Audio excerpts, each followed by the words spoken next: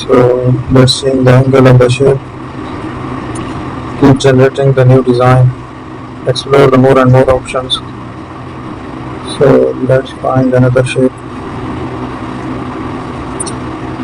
And then here are some shapes again. We are choosing another designs.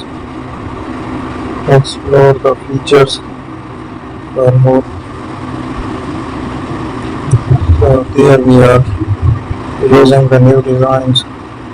Use a paint over it. Here is a pattern stamp. Here we are. Explore the new shapes. So I will take the other pattern stamp here. Here are some new designs. So we are using